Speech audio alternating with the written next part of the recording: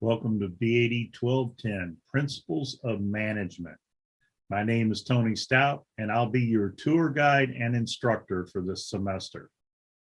So what can you expect to get from this class?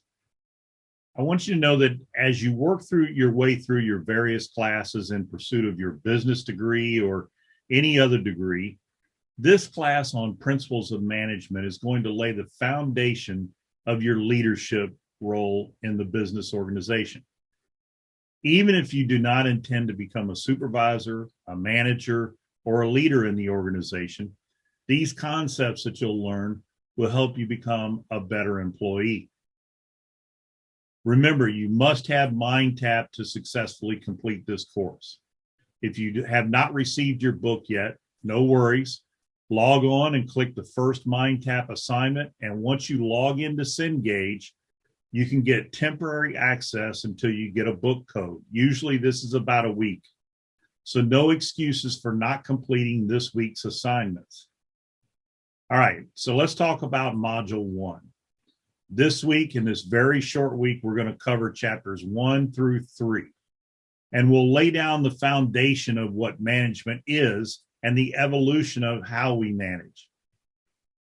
I want you to think about these various lists that you're going to see as you read through the chapters 1 and 2. Management competencies. What are the skills a manager must have to succeed? Pay close attention to Exhibit 1.1 in your textbook and how the style of these competencies has evolved over the years. Functions of management. What are the things a manager does? These are broken down into 4 main categories: planning, organizing, leading, and controlling. Now, in chapter 3, we'll look at the environment of an organization and the topic of corporate culture.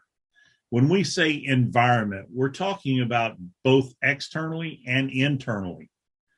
From an external view, there are 2 different categories: the task environment, customers, competitors, suppliers, and the current labor market, or the general environment, technology, natural, sociocultural, economic, legal, and political, and international influences.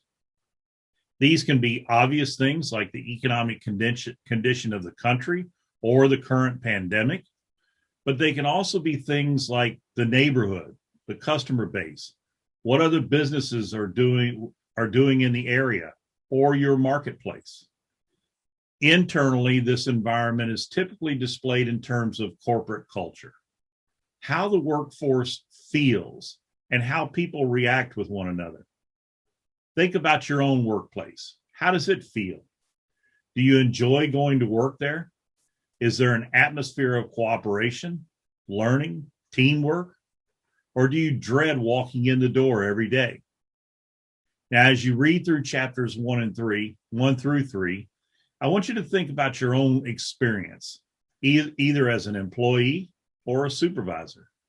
See if you can place yourself or your supervisors in these various categories.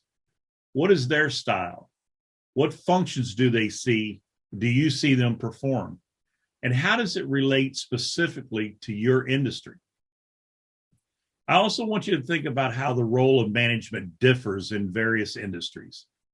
Would we approach management in a manufacturing plant, production line, assembling automobiles, the same as we would in a software development team or a restaurant?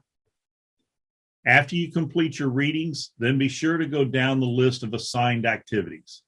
Note that anytime we have a discussion, every week we have a discussion, you should be submitting your initial post on the discussion no later than midnight on Wednesday night of that particular week.